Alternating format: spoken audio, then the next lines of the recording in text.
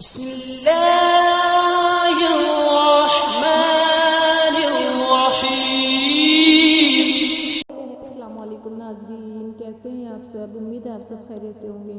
آج ہم پڑھیں گے سورہ بقرہ کی تفسیر کا 32واں رکوع۔ تو چلیے شروع کرتے ہیں۔ بسم اللہ الرحمن الرحیم۔ قرآن کریم کی آیت ہے أَلَمْ تَرَ إِلَى الَّذِينَ خَرَجُوا مِنْ دِيَارِهِمْ وَهُمْ أُلُوفٌ حَذَرَ الْمَوْتِ۔ بھلا تم نے ان لوگوں کو نہیں دیکھا جو شمار میں ہزاروں ہی تھے اور موت کے ڈر سے اپنے گھر سے نکل بھاگے تھے۔ فَقَالَ لَهُمُ اللَّهُ مُوتُوا، تو خدا نے ان کو حکم دیا کہ مر جاؤ۔ ثُمَّ أَحْيَاهُمْ، پھر ان کو زندہ بھی کر دیا۔ إِنَّ اللَّهَ لَذُو فَضْلٍ عَلَى النَّاسِ وَلَٰكِنَّ أَكْثَرَ النَّاسِ لَا يَشْكُرُونَ۔ کچھ شک نہیں کہ خدا لوگوں پر مہربانی رکھتا ہے، لیکن اکثر لوگ شکر نہیں کرتے۔ اب اللہ تبارک و تعالیٰ بنی اسرائیل کی ایک جہاد والی جماعت کا ذکر کرتے ہیں کہ اے محمد صلی اللہ علیہ وسلم، قرآن کریم میں آپ کو ان لوگوں کا واقعہ نہیں معلوم جو اپنے گھروں سے اپنے دشمنوں سے لڑائی لڑنے کے لیے نکلے تھے، اور وہ تقریباً 8000 تھے، لیکن موت کے ڈر سے انہوں نے قتل نہیں کیا، یعنی جنگ نہیں کی اور لوٹ کر آ گئے، تو اللہ تعالیٰ نے ان سب کو اسی جگہ پر موت دے دی تھی۔ پھر 8 دن کے بعد ان کو دوبارہ زندگی بخش دی تھی، تو اللہ تعالیٰ نے ان کو زندہ کر ان پر بہت بڑا فضل اور احسان کیا تھا۔ تو یہ ان لوگوں کا واقعہ ہے، مگر یہ لوگ زندگی کی قدر نہیں کرتے۔ تو یہ ایک پہلے کا واقعہ ہے بنی اسرائیل کا، اس کے بارے میں اللہ تعالیٰ فرماتا ہے۔ اور آگے اللہ تعالیٰ فرماتا ہے وَقَاتِلُوا فِي سَبِيلِ اللَّهِ وَاعْلَمُوا أَنَّ اللَّهَ سَمِيعٌ عَلِيمٌ، اور مسلمانوں خدا کی راہ میں جہاد کرو اور جان رکھو کہ خدا سب کچھ سنتا اور سب کچھ جانتا ہے۔ تو اللہ تبارک و تعالیٰ فرما رہے ہیں کہ ان کو زندہ کرنے کے بعد اللہ نے فرمایا کہ اللہ کی اطاعت اور فرما برداری میں اپنے دشمن کے ساتھ جو ہے لڑائی کرو۔ اللہ تعالیٰ تمہاری باتوں کو سننے والا، تمہاری نیتوں کو جاننے والا ہے۔ اگر تم اس چیز پر عمل نہ کرو جس کا تمہیں حکم دیا گیا ہے، تو اس پر تمہاری سزا کو بھی اچھی طرح جاننے والا ہے۔ تو مطلب یہ ہے کہ یہ لوگ جو ہے جنگ اور جہاد کے ڈر سے قتل نہیں کر رہے تھے کہ ہم مر نہ جائیں، لیکن اللہ تبارک و تعالیٰ مارنے والا ہے، تو اس یہ چیز اللہ تعالیٰ نے دکھانے کے لیے ان سب کو موت دے دی۔ اور جنگ اور جہاد سے کوئی نہیں مرتا، بلکہ جب اللہ تعالیٰ موت دینا چاہے تب کوئی کسی کی موت آتی ہے۔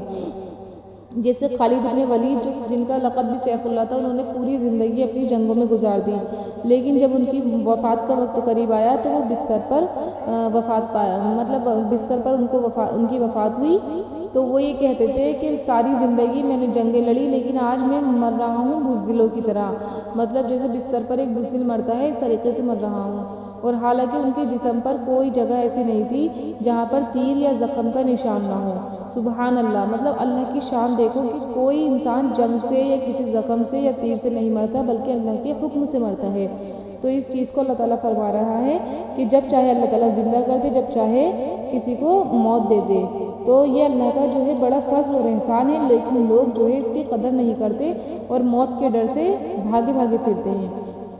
تو ہمیں موت کا ڈر نہیں ہونا چاہیے، بلکہ اللہ کا ڈر ہونا چاہیے۔ کسی بھی کوئی بھی ذریعہ موت کا بن جاتا ہے، لیکن وہ جو ذریعہ بنتا ہے وہ اللہ کے حکم سے ہی بنتا ہے، اور کسی چیز سے نہیں ڈرنا چاہیے۔ اور آگے والی جو آیت ہے اس میں ہے مَنْ ذَا الَّذِي يُقْرِضُ اللَّهَ قَرْضًا حَسَنًا فَيُضَاعِفَهُ لَهُ أَضْعَافًا كَثِيرًا۔ کوئی ہے خدا کو قرض حسنہ دے سکے، وہ اس کے بدلے اس کو کئی حصے زیادہ دے گا۔ وَاللَّهُ يَقْبِضُ وَيَبْسُطُ وَإِلَيْهِ تُرْجَعُونَ، اور خدا ہی روزی کو تنگ کرتا ہے اور وہی اسے کشادہ کرتا ہے، اور تم اسی کی طرف لوٹ کر جاؤ گے۔ تو اللہ کو قرض حسنہ دینے کا مطلب یہ ہے کہ مومنین کو اللہ تعالیٰ صدقہ اور خیرات کی ترغیب دیتا ہے کہ جو شخص صدقہ اور خیرات ثواب کی امید رکھ کر خلوص اور سچائی کے ساتھ اللہ کو دے، یعنی کہ غریبوں کو دے، تو اللہ تعالیٰ اس کی ایک نیکی کو بڑھا کر ہزاروں تک پہنچا دیتا ہے۔ اور دنیا میں جس پر اللہ تعالیٰ چاہتا ہے مال کی تنگی دے دیتا ہے، جس کو چاہتا ہے مال زیادہ دے دیتا ہے، یہ اللہ کی مرضی ہے۔ اور مرنے کے بعد جب حاضری ہوگی تو وہ تمہارے اعمال کا ثواب دے گا۔ تو یہ والی آیت جو ہے اللہ تبارک و تعالیٰ قرض حسنہ سے مراد یہ ہے کہ اپنے صدقہ اور خیرات کرنا اللہ کو قرض دینے کی طرح ہے کہ اللہ تبارک و تعالیٰ اس کا بدلہ تمہیں ضرور دے گا۔ جیسے قرض کا بدلہ ضرور ملتا ہے، اسی طریقے سے کسی کو غریب کو دینا یا مدد کرنا، وہ اللہ تعالیٰ اس کا بدلہ تمہیں ضرور دے گا۔ اسے قرض حسنہ اللہ تعالیٰ نے بیان فرمایا ہے کہ اچھا قرض۔ آگے والی آیت ہے أَلَمْ تَرَ إِلَى الْمَلَإِ مِنْ بعد موسیٰ، بھلا تم نے بنی اسرائیل کی ایک جماعت کو نہیں دیکھا جس نے موسیٰ کے بعد اپنے پیغمبر سے کہا، اذ قالوا لنبی لہم ابعث لنا ملکا نقاتل فی سبیل اللہ قالوا هل عصیتم ان کتب علیکم القتال الا تقاتلوا، اپنے پیغمبر سے کہا کہ آپ ہمارے لیے ایک بادشاہ مقرر کر دیں تاکہ ہم خدا کی راہ میں جہاد کریں۔ قالوا وما لنا، نہیں جہاد کریں، تو پیغمبر نے کہا کہ اگر تمہیں جہاد کا حکم دیا جائے تو عجب نہیں کہ لڑنے سے پہلے تم منع کر دو۔ قالوا وما لنا الا نقاتل فی سبیل اللہ وقد اخرجنا من دیارنا وابنائنا، تو وہ کہنے لگے کہ ہم راہ خدا میں کیوں نہیں لڑیں گے جبکہ ہم اپنے وطن سے اور بال بچوں سے جدا کر دیے گئے ہیں۔ فلما كتب علیہم القتال تولوا الا قلیلا منهم، لیکن جب ان کو جہاد کا حکم دیا گیا تو چند شخصوں کے سوا سب پھر گئے، یعنی کہ سب نے انکار کر دیا۔ واللہ علیم بالظالمین، اور اللہ تبارک و تعالیٰ ظالموں کو جاننے والا ہے۔ تو اس میں جو ہے ایک واقعہ اللہ تعالیٰ بیان فرما رہے ہیں کہ جس وقت بنی شموئیل علیہ السلام ایک نبی تھے شموئیل علیہ السلام، تو انہوں نے جو ہے ان کی جو اس وقت ان کی جو امت تھی، انہوں نے فرمایا، اس نے کہا کہ ہمارے لشکر پر ایک بادشاہ مقرر کر دیجیے جس کے حکم سے ہم اپنے دشمن جالوت سے اللہ کی راہ میں لڑائی کریں۔ تو ان کے نبی شموئیل علیہ السلام نے فرمایا کہ کیا تم اس کی طاقت رکھتے ہو، یعنی کہ تم جہاد کی طاقت رکھتے ہو؟ کہیں ایسا نہیں ہو کہ اللہ تعالیٰ تم پر جہاد فرض کر دے اور تم جہاد نہ کرو۔ تو وہ کہنے لگے کہ ایسا کیسا ہو سکتا ہے کہ ہم خدا کے راستے میں جہاد نہ کریں، اور ہم اپنی بستیوں سے بھی نکال دیے گئے، ہمارے بیٹوں کو قیدی بنا لیا گیا، بچوں کو قیدی بنا لیا گیا، تو ہم تو جہاد ضرور کریں گے۔ تو اللہ تبارک و تعالیٰ نے نبی کی دعا سے جو ہے ان پر قتال فرض کر دیا کہ تم لوگ جو ہے جہاد کرنا اور جالوت سے لڑنا۔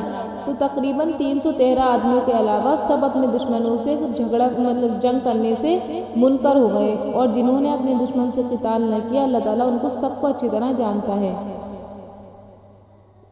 آگے والی آیت ہے وقال لهم نبيهم ان اللہ قد بعث لكم طالوت ملکا، اور پیغمبر نے ان سے کہا کہ خدا نے تم پر طالوت کو بادشاہ مقرر فرمایا ہے۔ تو یہ جو آیتیں ہیں یہ پورا وہی واقعہ ہے جو میں نے ابھی پیچھے تفسیر میں بتلایا، تو یہ آپ واقعہ سمجھتے رہنا اور یہ آیتوں میں اس کے ترجمے سے آپ سمجھ جانا۔ تو قرآن کی آیت ہے کہ اللہ تعالیٰ نے فرمایا، پیغمبر نے ان سے کہا کہ خدا نے تم پر طالوت کو بادشاہ مقرر فرمایا ہے۔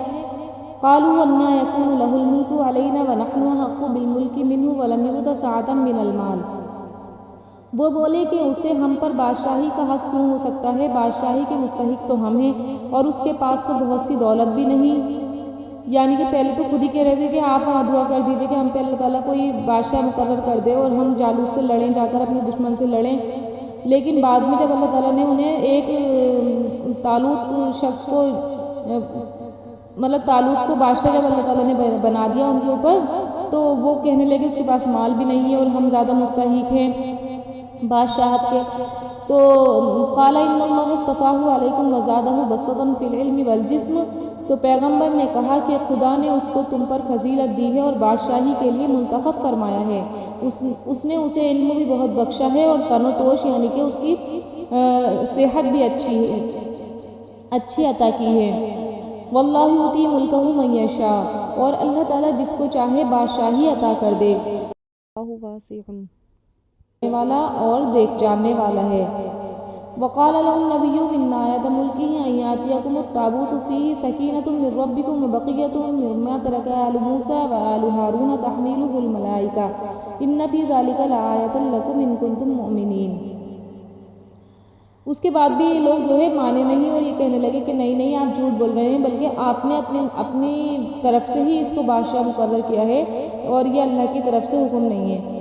تو پیغمبر نے ان سے کہا کہ ان کی بادشاہی یعنی طالوت کی بادشاہی کی نشانی یہ ہے کہ تمہارے پاس ایک صندوق آئے گا جس کو فرشتے اٹھائے ہوئے ہوں گے، اس میں تمہارے پروردگار کی طرف سے تسلی بخشنے والی چیز ہوں گی اور کچھ اور چیزیں بھی ہوں گی جو موسیٰ اور ہارون چھوڑ گئے تھے، اگر تم ایمان رکھتے ہو تو تمہارے لیے یہ ایک بڑی نشانی ہے۔ یعنی کہ اللہ تبارک و تعالیٰ نے ان کی تسلی کے لیے نشانی کے لیے ایک صندوق جو ہے فرشتوں کے ذریعے بھیجا، اور وہ آسمان پر سے صندوق آیا تھا، اور اس صندوق میں بہت سی چیزیں تھیں جن میں حضرت موسیٰ علیہ السلام جو چھوڑ کر گئے تھے وہ چیزیں بھی تھیں، جس میں ان کا عصا اور ان کی چادر، ان کی پگڑی اور یہ سب چیزیں اس میں موجود تھی۔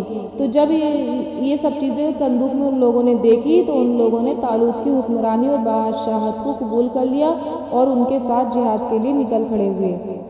آگے جو واقعہ ہے وہ اگلے رکوع میں انشاءاللہ بیان ہوگا، اور امید ہے آپ کو یہ واقعہ اتنا ہی سمجھ میں آ گیا ہوگا، اور آگے 33واں رکوع جب ہم پڑھیں گے تو انشاءاللہ آگے کا واقعہ بیان ہو جائے گا۔